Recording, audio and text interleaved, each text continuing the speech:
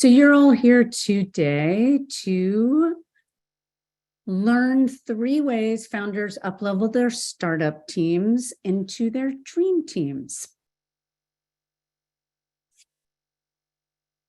Okay, so my promise to you today is to teach you how to use the 3 methods that I've used with my co-founder in our last business, Kat Perkins. And I'm going to teach you how to identify the weaknesses in your team, prioritize your most important team needs, and find talent to fill those needs. And just for showing up, you are getting a free video. If you're staying live, you're going to get a free video from our class, Broadly Advised, how to build a world-class team with startup dollars. And the free video is all about when it's time to engage advisors. A lot of entrepreneurs question whether they should be getting advisors involved very early in their venture, or should they wait until they have things really well organized and well developed before they talk to advisors or investors. And so I have a video that you can look at that you'll get tomorrow to follow up on this. Thanks. Okay. So I'm going to ask you to please eliminate all your distractions. I'm really telling myself this because I'm easily distracted, but I'm hoping, since this is a workshop for you, that you can focus on your team and what you need. Okay. First thing out of the gate, you are going to be getting this spreadsheet. And Dijon, would you mind putting that in our chat, please? And the spreadsheet, we're not going to do anything with it right now, but I want you to know that you have this. On the left-hand side are the most obvious things that you need when you're starting a business: an industry expert, a product development person, a production person, depending on what type of business you have started. And down the line, sales and marketing, project manager, an impressive team member. We're going to talk about influencers and others as we get through the workshop. This link will let you go to your Google Doc and use it the way that you want to use it. Across the top, in the first column, you'll see that you can rank how much you need each one of these experts on a scale of 1 to 5, or you can just notate that you might need some of these experts later, but not at this point. And it just depends on if you're an early stage, somebody who's iterating on their idea and you aren't quite sure, you don't have an MVP yet, a minimal viable product, you don't need the same people on your team as you do when you're post-revenue and going to market, right? So that's why these are set up this way. And as you go across the top, there are a list of the types of employees, the types of workers, contractors, et cetera, that we use to fill our team at Kat Perkins. You'll see a full-time, part-time employee, consultant, contract employee, like a 1099. For those of you who don't know the difference, a 1099 is somebody you hire for a specific job, and they aren't on your payroll. You're not paying taxes on that person, but they have expertise and they go and do, theoretically, they go and do their work and come back and you pay them a fee. Advisors, we'll talk about a little later. Outsourcing. I don't have any link to any of the people that I'm going to tell you about today. I have used a lot of outsourcing. Right now I'm using outsource doers. Dijon is on the line virtually helping me. I've also used Upwork, Fiverr. There are lots of different options. Partners. A lot of people don't really take advantage of the fact that there are people in your business that benefit from your business just like you do. So for example, a warehouse might be a partner in the sense that they get paid on how much business you do. Sometimes entrepreneurs will partner with somebody like a back office person or a warehouse, and bring them onto their team that way. They might have an incentive for that partner. An influencer, I know you all know what an influencer is. I was very skeptical that an influencer could do much to move the needle on my business, but I will tell you that we had a supermodel whose name was, or is, Carol Alt, and she was incredibly influential in helping us in our business. So something to take seriously. She was also an advisor. So, and then there are fractional employees, fractional COOs, fractional CFOs. When it came time for us to do financial modeling, when we were going to talk to VCs, I hired a fractional CFO called Tech Finance, and they did all my modeling. So huge specialty. And just to know that you can have that kind of a person without having a CFO level person on your team that you're paying is great. And the last thing I want to talk about is a third-party employer. We used a company out of New York, and a third-party employer is somebody who handles HR, payroll, and provides health insurance. The reason this is so important, and the reason I put it on this spreadsheet, is that if you're trying to, lure great talent to your company and you don't have the greatest salary to lure them onto your team, you may need to have great healthcare. And this is a way for you to do it at a very low cost.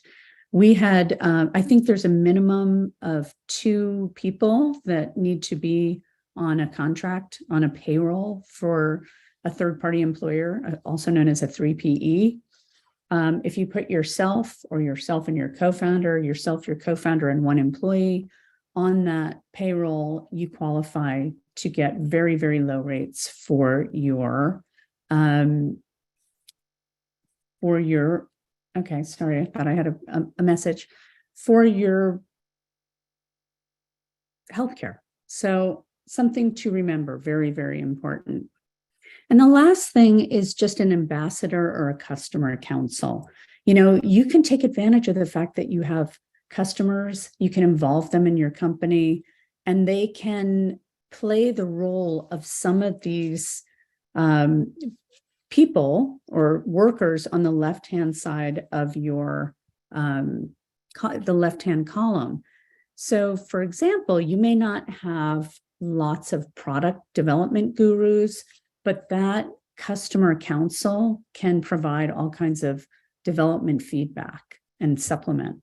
All right, so you have that. Think of that as we go through. So no matter where you are in your entrepreneurial journey, you're in the right place tonight.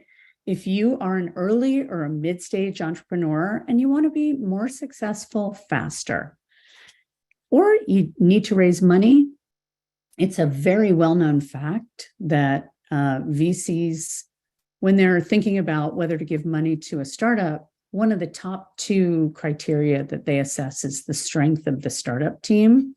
So that's all we're doing here, is trying to figure out how to get a great, strong startup team together. And the other reason you might be here is because you have knowledge deficits on your team and you need to attract talent. And that's not easy in a startup situation. I'm teaching this because I'm an entrepreneur, which means I started 2 new lines of business within a Fortune 50 company, turned entrepreneur. And since 2018, I've been a consultant, board member, mentor, advisor, and on the Wake Forest Council for Entrepreneurship.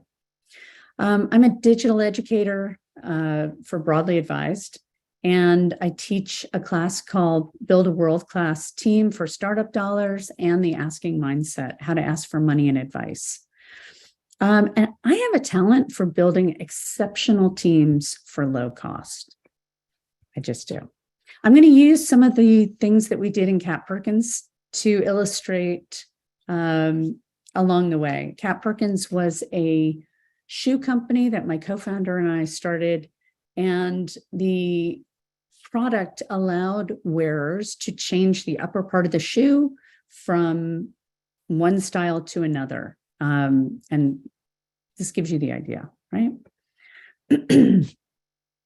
This quote is from Mark Suster, entrepreneur and VC. He says, I'm fond of quoting that about 70% of my investment decision of early stage company is the tech. My rationale is simple. Everything goes wrong and only great teams can respond to competitors, markets, funding environments, staff departures, PR disasters, and the like. You will find that every VC you talk to will tell you the same thing. The team is key because all this other stuff, and if you've ever started a startup besides the one that you're working on right now, you know that things go sideways. Competitors announce products that you weren't planning on. Things don't sell the way you thought they were going to sell. It's the team that really determines the success of the company. So even if you don't want or need funding now, having a great team improves every part of your business. It helps you avoid being overwhelmed and waking up at 3 a.m, stressing out over lots of things and it helps you avoid wasting money on things that don't work because you have people on your team that already know how to do it. They've already done it, right?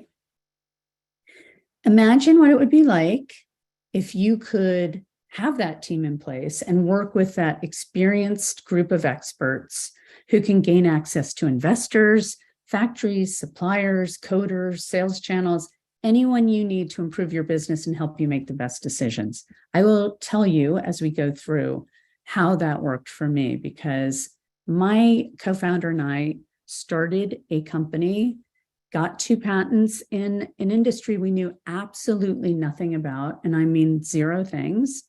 And we built an insanely talented team that I'll tell you about.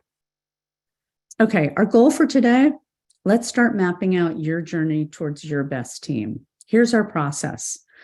The first thing you want to do is identify the holes on your team. You're doing this privately. You don't have to tell anybody else what your weaknesses are, but you should be very, very honest with yourself about what your weaknesses are, because until you do that, you can't really prioritize what you need and go after those people. And I will tell you,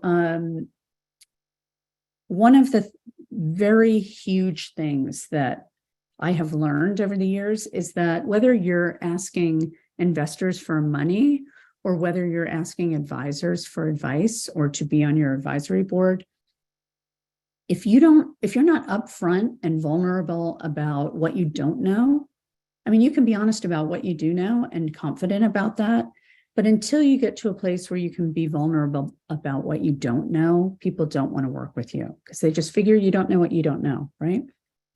So today we're going to take a look at some worksheets that will help you identify the holes on your team, prioritize the targets that you want to pursue first. Then you're going to research who has succeeded in your industry or who succeeded at doing a piece of what you're doing. One of the things you want to avoid is going too narrow when you're hiring somebody, because as I alluded to earlier, business plans change, business models change all the time. And if you have a team that only knows how to do a tiny, bit of the business, I'll give you an example, like a sales channel.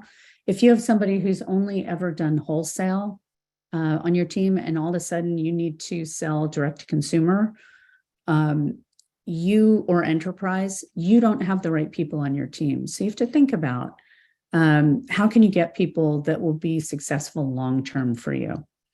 And then you need to dream. You need to know that you can find people. We're not talking about finding your, friends or family that are easy to get involved in your situation. You really want to get people who are rock stars. And I have a whole course about how to get to those people and what to say and do and all of that, especially as advisors. But make sure you set your sights high. And the other thing is, no matter where you are, if you've just come up day one on your idea, today's the day to start thinking about this, because relationship building takes a lot of time.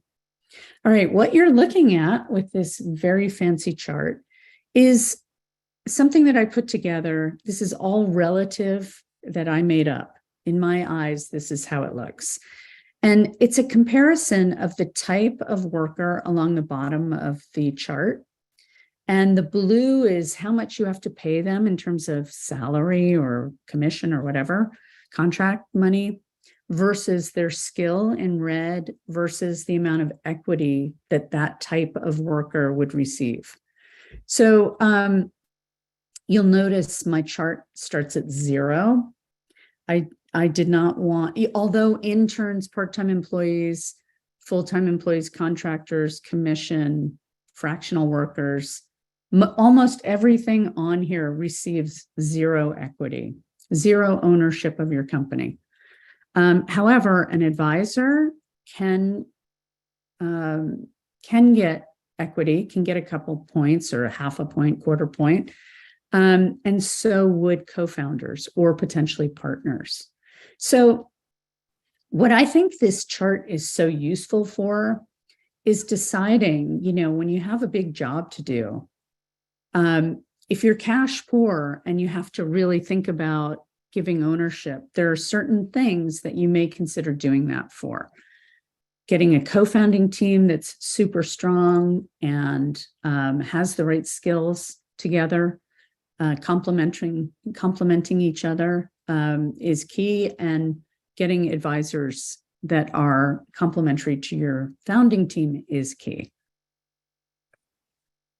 So step 1, we're going to identify and prioritize needs. We're not going to do this exercise tonight, but I'm going to talk to you about what these types of team members are.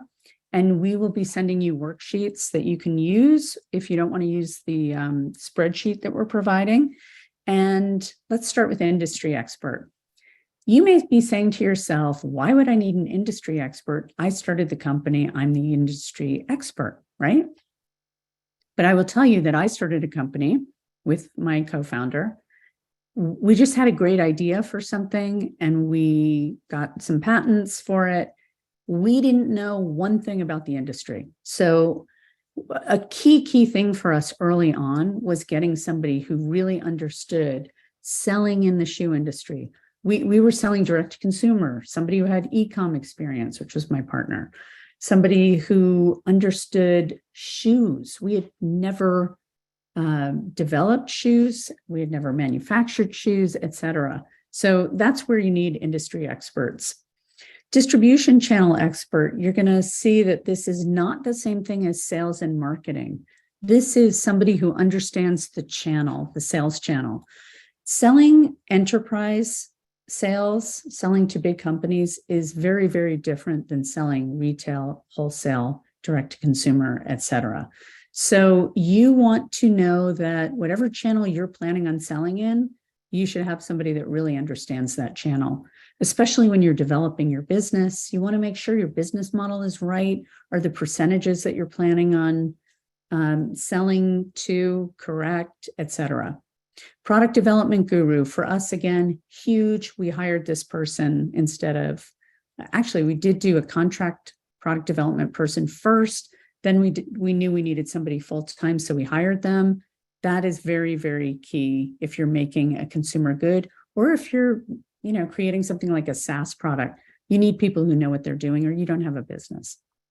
Project manager, that's something that usually is put on the back burner, but if you can get somebody very focused on that, or one of your team members is great at that, that's important. Production manager is when you're manufacturing and you need somebody who can interface with the factory. I'm going to skip sales and marketing. Probably everybody knows what that is, right? Influencer supermodel.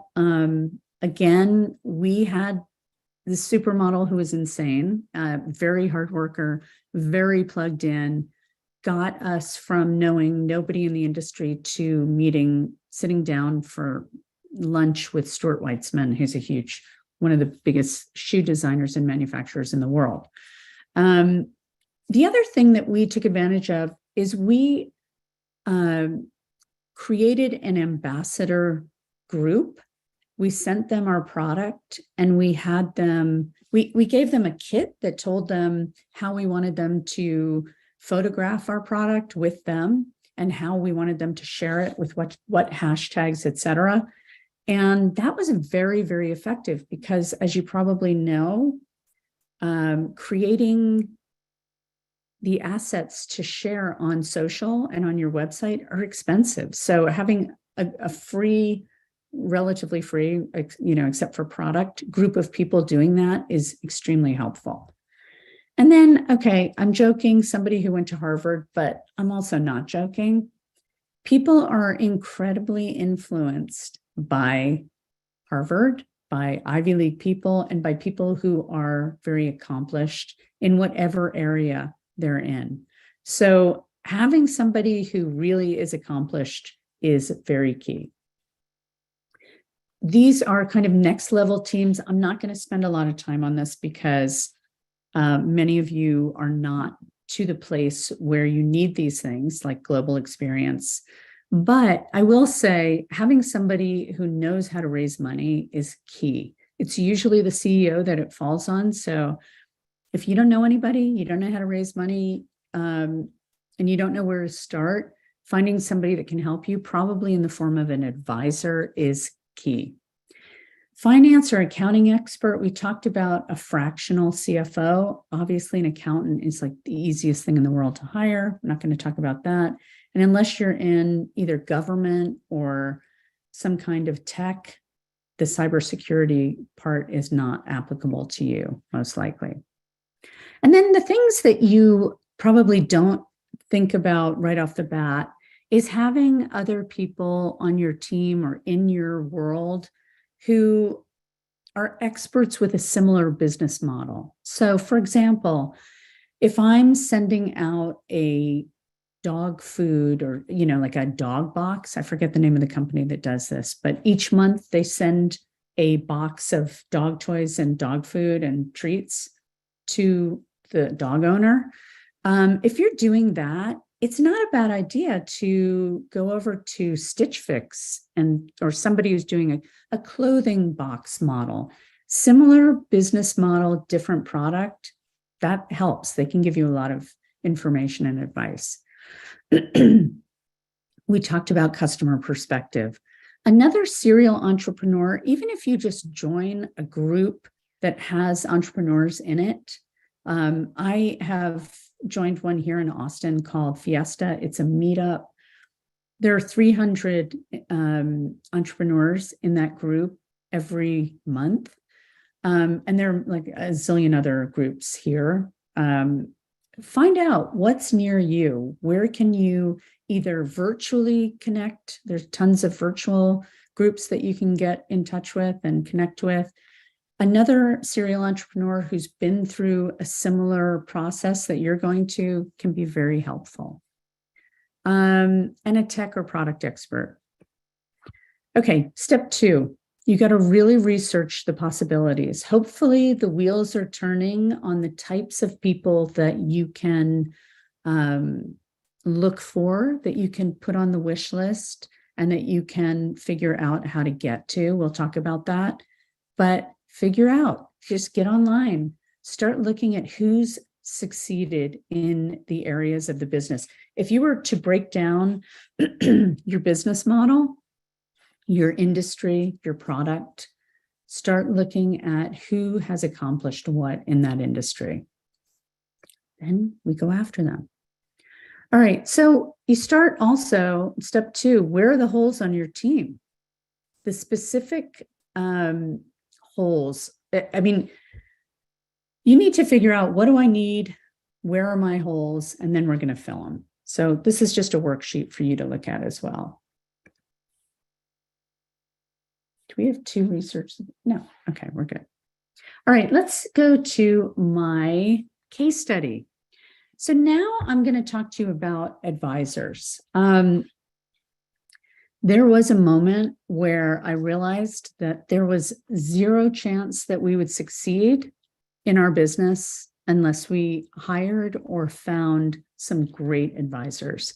And one of the things that I'm proudest of is that we found an amazing team with very different skills.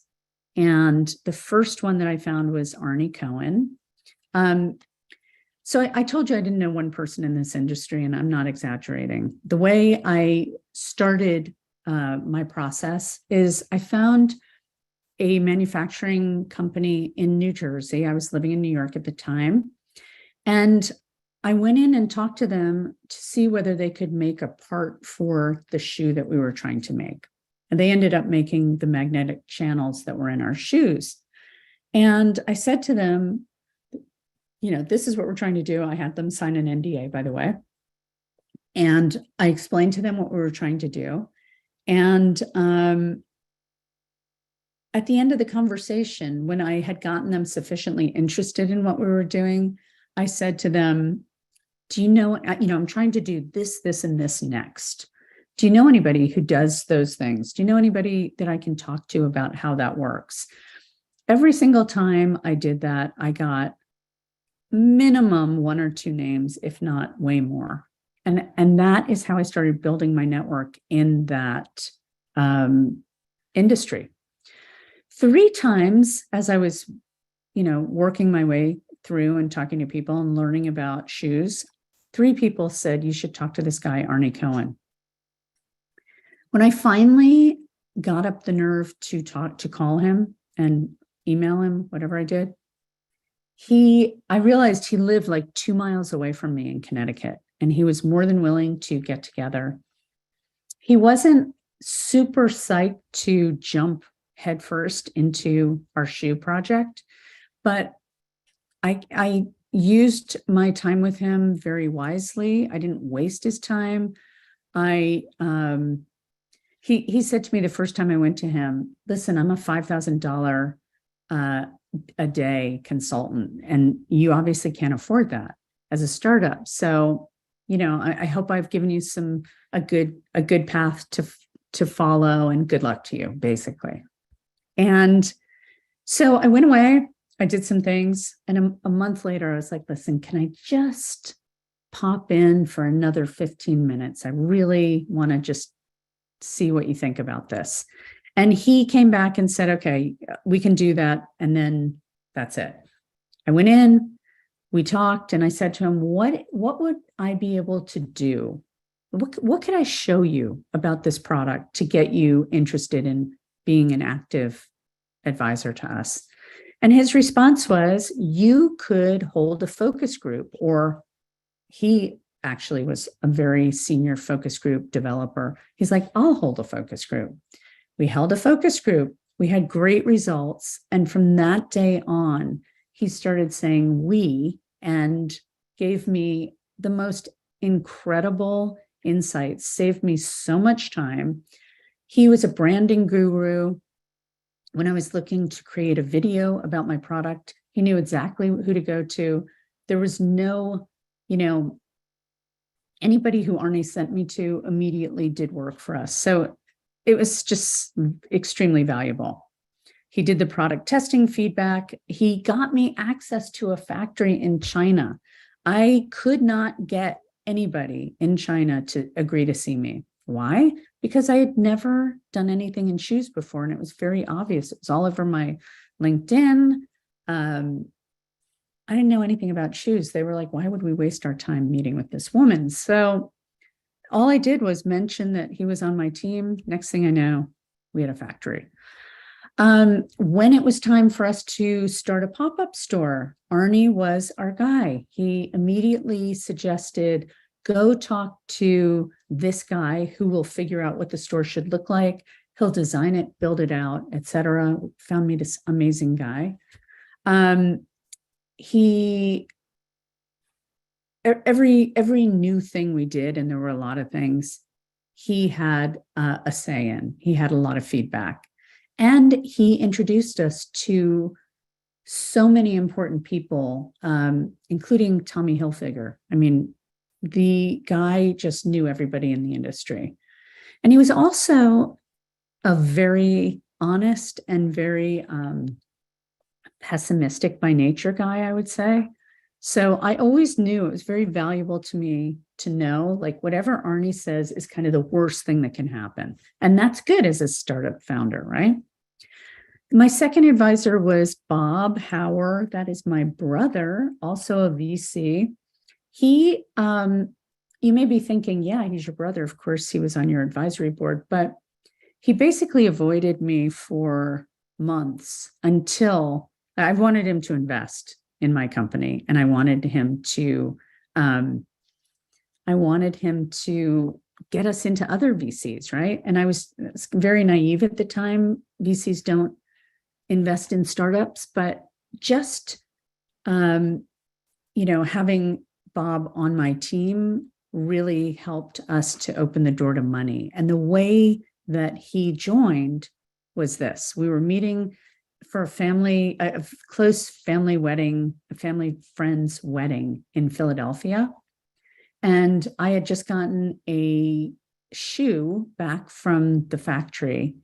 And it was the first time that we had like a working prototype. And we were sitting in a restaurant eating, and I put the shoe on the top of the table to show it to him. And I was showing him how the upper came off of the lower part of the shoe, and you could put other designs on. And these women came over and they were like, oh my God, what is that? Where can we get them? And my brother turned to me and he said, did you set this up? And I was like, no, I have no idea who these women are.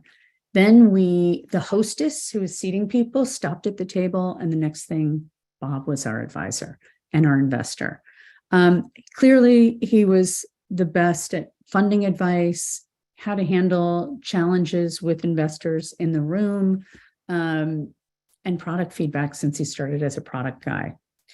Our next person was Bill. Bill was kind of somebody that I didn't have that much interaction with, but when I did, it was very important stuff and it was very specialized. He had handled Tory Burch's IPO.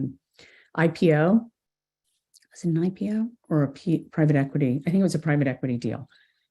So he had a lot of, banker. He was an accountant and a lawyer and a banker. So all of those things were extremely helpful. And then along came Susie. Susie was the head of Saks Fifth Avenue, New York. And she started the world's largest shoe department, having its own zip code. Susie was the first person that really had run a massive shoe business. She gave us retail credibility. She helped us refine our retail strategy, our launch strategy. She worked in our office 2 to 3 days a week, which none of these other people did that. And she gave us tons of intros to investors, industry VIPs, et cetera. Incredibly valuable. And lastly, Carol Alt, supermodel. Again, I really, you never want to say no to a supermodel, but she approached us and I was kind of like, are we going to consider giving her, equity? Is she really going to be that helpful? What was shocking to me is the amount of hard work that she did to get us in to see investors, like HCTV, I think it's HCTV, the HVTV. Anyway, online television sales. She had a total connection there. She knew people that did the advertisements, the hour infomercials. She got us into 1 million different investors, VCs, et cetera. And she was in our store with us. We had a pop-up for a few months. When she was there, the store was packed because she just had a draw for us. So if you can get an influencer, that is key. The other thing you want to do is you want to start now, because relationships take a lot of time to develop. You want to know people who are passionate about the things that you're doing, and you want to know how they act before you're actually in the position of hiring them. So let's talk about a couple of the things that very effective startup teams do to attract great talent besides Start Now. So you build relationships way before you build the team. You build industry relationships, startup relationships, and you want to expose yourself to people that are maybe way above your pay grade by going either to virtual industry events or in-person industry events. I like to know who's going to be at the event before I go, because I'm not somebody who loves mingling with strangers. I'd much rather sit behind my computer. So I try and make it as effective as possible and as short and painless as possible by figuring out who I want to meet, what they look like, and I go right up to them and I introduce myself and start talking to them. That's how you build relationships.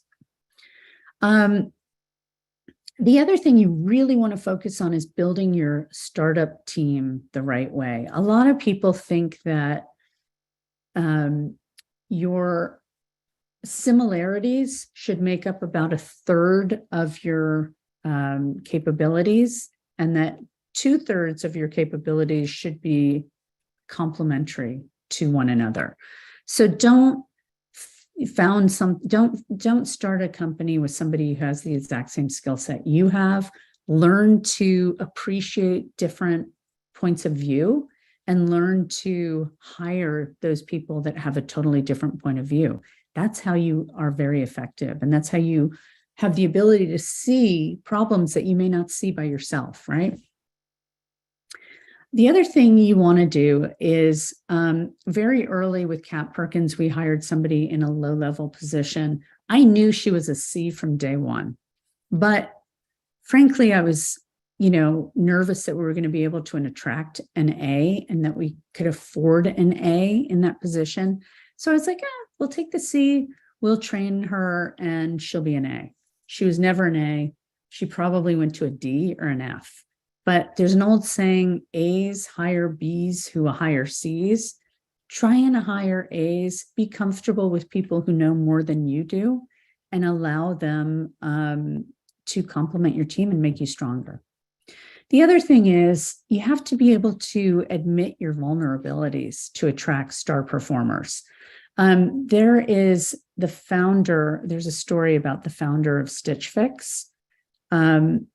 Her first name's Katrina, and I'm spacing on her second name, but her last name. But she's very famous because she had this idea for a clothing company, and she was able to attract some Google Analytics people. And she went to them and said, listen, I really don't know anything about algorithms, and I really need somebody who that's their thing. She got the Google people, and she also got like one of the senior people at Walmart to join her company. And when she was asked to explain how she persuaded them to join, her answer was, nobody wants to work for a know-it-all. That's number one.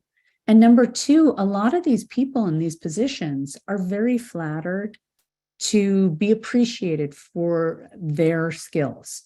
And so, you saying, listen, I need you to take the lead on this is a huge attraction for them and helpful for them leaving their company and coming to you.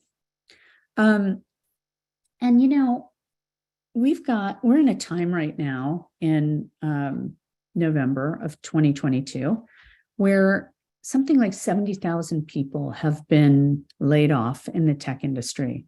Layoffs are never good for anyone, obviously, but they're great if you're a startup founder and you're trying to find talent. Think about how many people are out there, many of them not, like great performers. It's just that their industry has changed, i.e. Twitter, for example. What you want to do is take advantage of that and start to get to know people and start to understand what makes that person tick. We had a product developer who could have made a lot more money elsewhere, but he took a job with us because he loved creating new things. And I knew that about him. I met with him like 4 times. It was a brutal interview process. But as a startup, it's really hard to lose people that you need early. So try and understand what makes somebody tick. Try and understand the type of person that they are. There's some great personality tests that you can look at, that you can try and see what excites somebody and what doesn't.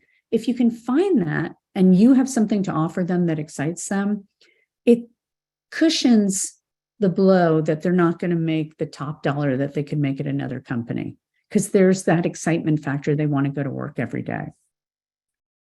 Anyway, I hope you'll join us. You can go to our website, broadofdirectors.com. You can get on the wait list and we'll tell you when the class opens. Thank you so much for joining. I'm going to check the chat and just see if we have any questions. Okay. Dijon, are you showing me any questions that I might need? No. All right, guys, feel free to get in touch. Follow us on social. We're Broad of Directors on Instagram, on Facebook, on LinkedIn, everything except for Twitter, where we're Broad Directors, but we don't tweet anyway. So thank you so much for joining us. I hope this has been helpful. If it has been, let me know. If I need to change some of this, let me know that too. Thanks, everyone, and have a great night.